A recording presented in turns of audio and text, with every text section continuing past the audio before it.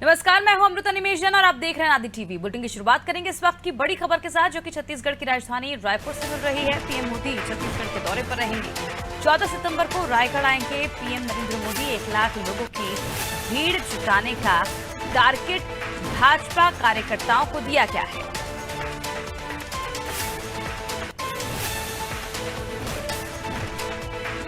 तो आपको बता दें कि 1 लाख लोगों की भीड़ जुटाने का टारगेट दिया गया है कार्यकर्ताओं को। खुली गाड़ी में पीएम मोदी सवार होंगे और 6 भव्य डोम इस दौरान बनाए जाएंगे।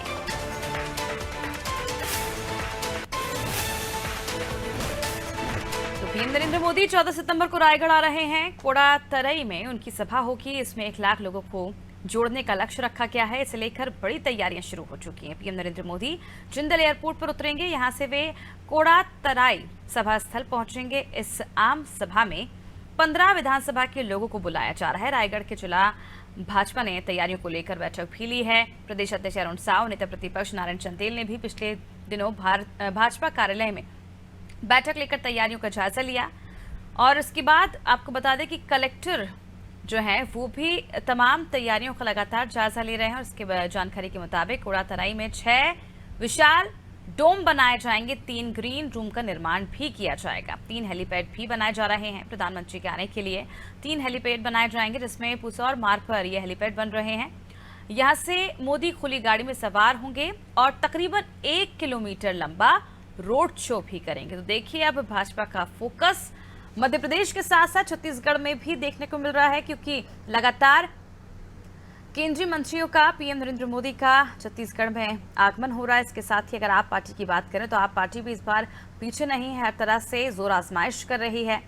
और अब जिस तरह से जानकारी मिल रही है कि 14 सितंबर बेहद खास दिन होगा छत्तीसगढ़ की भाजपा के लिए, क्योंकि पीएम नरेंद्र मोदी वहां पर पहुंचेंगे और ये टारगेट दिया गया है कार्यकर्ताओं को कि 1 लाख लोग इस कार्यक्रम में जुड़े, जनसभा में जुड़े। इसके साथ ही PM Narendra Modi road show करेंगे, जिसके लिए तमाम तैयारियां हैं जो वो की जा रही है। कलेक्टर खुद निरीक्षण कर रहे हैं, जायजा ले रहे हैं पूरे कार्यक्रम स्थल का।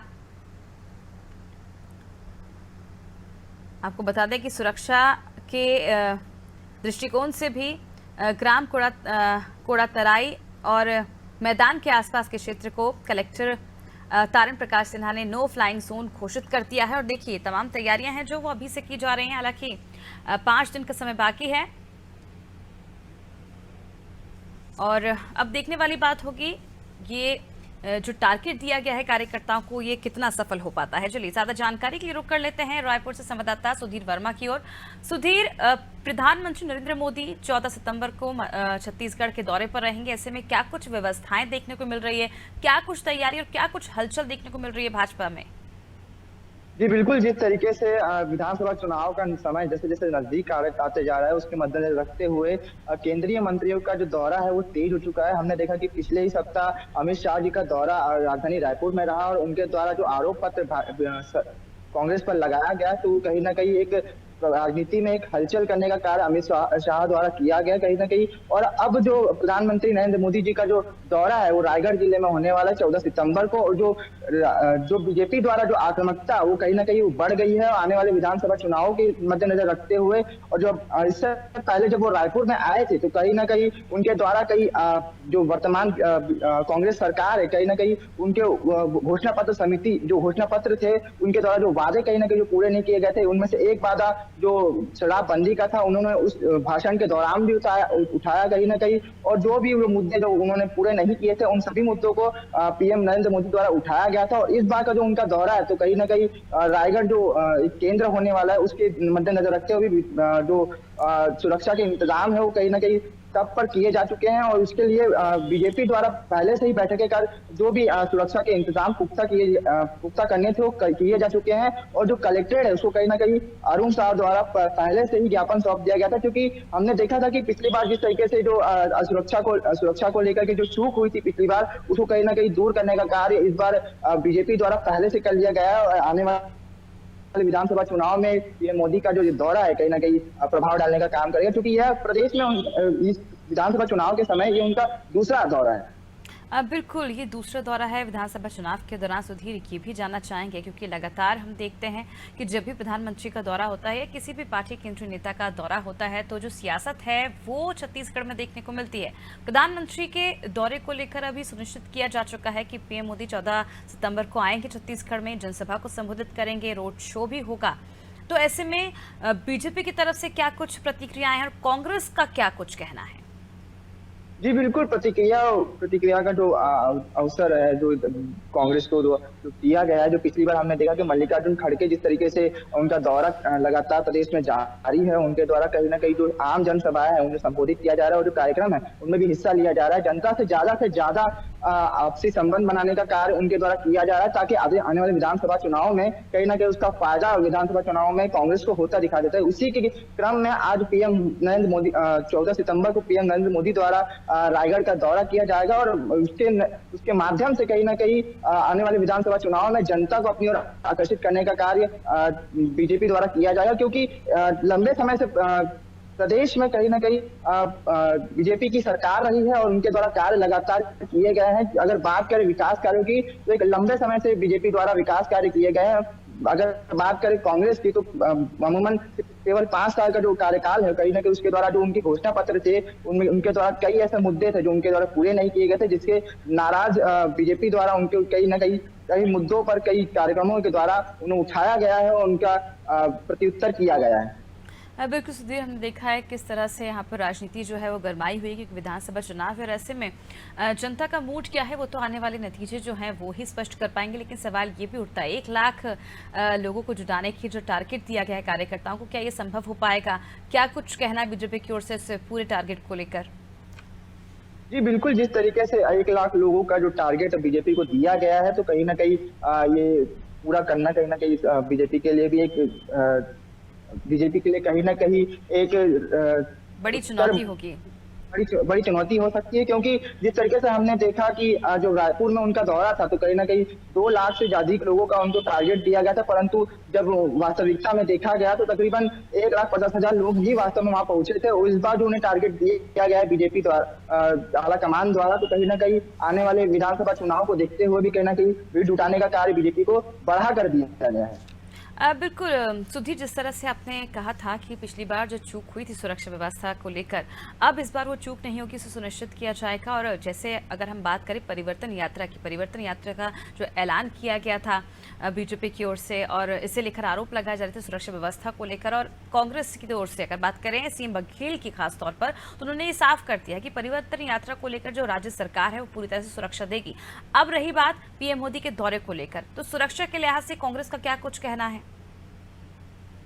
जी बिल्कुल, जिस तरीके से पिछली बार कांग्रेस द्वारा जिस तरीके से यात्रा निकाली गई थी पिछले विधानसभा चुनाव में, तो झीरम जो घाटी है वहां पे नक्सलियों द्वारा जो वारदात की गई थी नेता, जिसमें कई बड़े नेताओं की मृत्यु हो गई थी, उसको मद्देनजर रखते हुए जो बीजेपी जो परिवर्तन यात्रा है उनके द्वारा सवाल उठाए गए थे कि जो हमारी जो परिवर्तन यात्रा है उन पर जो सुरक्षा के जो कार्य है वो भूपेश सरकार द्वारा हमें सुरक्षा दी जाए। तो उसको मद्देनजर रखते हुए कल देर रात भूपेश बघेल द्वारा ये बयान आया कि उनकी जो परिवर्तन यात्रा है तो उनको सुरक्षा देने का कार्य सीएम भूपेश बघेल द्वारा पुलिस द्वारा करवाया जाएगा। सुधीर, हमने देखा था पिछले दिनों जिस तरह से सर्वे सामने आया था, तो सर्वे में ये कहा गया था, ये रिपोर्ट आई थी कि बीजेपी की जो स्थिति है वो फिलहाल अच्छी नहीं है कई क्षेत्रों में। और ऐसे में अगर हम बात करें 2018 चुनाव की, तो उस दौरान 15 सीटों में सिमट कर रह गई थी बीजेपी। ऐसे में इस बार क्या कुछ टारगेट हो, क्योंकि जब भी प्रधानमंत्री यहाँ पहुँचते हैं तो आरोपों का जो दौर है, राजनीति है, वो छत्तीसगढ़ में गर्मा जाती है। उनके आने से पहले ही काफ़ी ज़्यादा बयानबाजी देखने को मिलती है और जैसे ही पीएम का भाषण खत्म होता है उसके बाद सीएम भूपेश के जो जवाब है वो आना शुरू हो जाते हैं। पिछली बार हमने देखा था जब पीएम मोदी ने 30 मिनट तक सिर्फ कांग्रेस पर हमला साधा था और उसके बाद भूपेश बघेल ने भी भाषण के बाद कई तरह के जो आरोप है वो केंद्र सरकार पर लगाए थे। इस बार क्या कुछ प्रतिक्रिया जो है वो कांग्रेस की ओर से देखने को मिल रही पीएम मोदी के दौरे को लेकर? जी बिल्कुल, जिस तरीके से आप पीएम नरेंद्र मोदी के दौरे से पहले कांग्रेस की कहीं न कहीं आरोप प्रत्यारोप शुरू हो जाते, क्योंकि उनका ये बोलना था, शुरुआत से बोलना रहा है कि जिस तरीके से पीएम मोदी का जो दौरा रहता है, उससे पहले ही ईडी की जो कार्रवाई प्रदेश में तेज हो जाती है, उसको लेकर कहीं न कहीं पिछली बार भी हमने देखा कि अमित शाह का जो दौरा था, उससे पहले ईडी की जो कार्रवाई थी, उससे कहीं न कहीं प्रदेश की राजनीति में कहीं न कहीं थोड़ी-सी हलचल हमें देखने के लिए मिली थी। इसी बार जिस तरीके से पीएम नरेंद्र मोदी का जो दौरा है, उसको मद्देनजर रखते हुए भी इस बार आरोप और प्रत्यारोप का जो सिलसिला है वो लगातार तेज होते इस बार भी राजनीति में हमें दिखाई दे सकता है। बिल्कुल सुधीर, अगर हम बात करें जनता की, तो हम देखते हैं जब भी किसी बड़े नेता जनप्रतिनिधि का दौरा होता है तो ऐसे में कहीं ना कहीं जो ट्रैफिक होता है एक बड़ी समस्या लोगों के लिए बन जाती है। और कूड़ा तराई मैदान और उसके आसपास के क्षेत्र की बात की जाए तो पहले ही कलेक्टर ने इसे नो फ्लाइंग जोन घोषित कर दिया। और ऐसे में अगर हम बात करें ट्रैफिक की, तो क्या कुछ व्यवस्थाएं इस बार की जाएंगी ताकि आम जनता को परेशानियों का सामना ना करना पड़े? क्योंकि एक तरफ अगर देखा जाए तो सड़कों की वजह से जो बारिश हो रही है, बारिश की सड़कों की वजह से लोगों को परेशानी का खासा सामना करना पड़ता है, और दूसरी तरफ अब प्रधानमंत्री नरेंद्र मोदी का दौरा रहेगा, तो किस तरह की व्यवस्था है जो वो प्रशासन की ओर से दुरुस्त की जाएगी?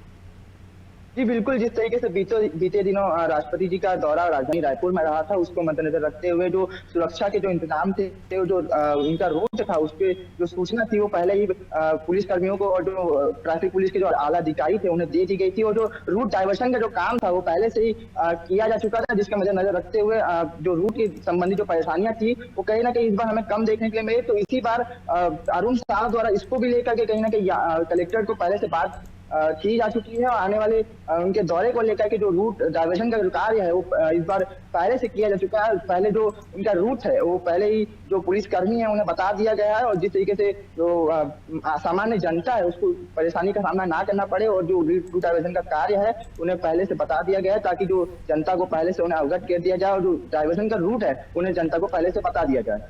बने रहिए सुधीर, आप हमारे साथ और जानकारी हम लेंगे। तो देखिए, तमाम तैयारियां जो हैं वो पीएम मोदी के दौरे को लेकर की जा रही हैं। 14 सितंबर को रायगढ़ आएंगे पीएम मोदी। इसके साथ ही कोड़ा तराई में उनकी सभा होगी, इसमें 1 लाख लोगों को जोड़ने का लक्ष्य रखा गया। इसे लेकर बड़ी तैयारियां शुरू हो चुकी हैं। पीएम नरेंद्र मोदी जिंदल एयरपोर्ट पर उतरेंगे और यहाँ से वे कोड़ा तराई सभा स्थल पहुंचेंगे। इस आम सभा में 15 विधानसभा के लोगों को बुलाया जा रहा है। तो देखिए, काफी अहम होने वाला है बीजेपी के लिए 14 सितंबर, क्योंकि एक बड़ी जनसभा को पीएम नरेंद्र मोदी संबोधित करेंगे। पिछली बार हमने देखा था जब पीएम मोदी आए थे इस दौरे पर, तो उन्होंने जनसभा को संबोधित किया था और उस दौरान आधे घंटे तक कांग्रेस पर जमकर निशाना साधा। तो उन्होंने ये तक कह दिया था कि कांग्रेस के लिए छत्तीसगढ़ की जनता सिर्फ एटीएम है और छत्तीसगढ़ की जनता को सिर्फ और सिर्फ भाजपा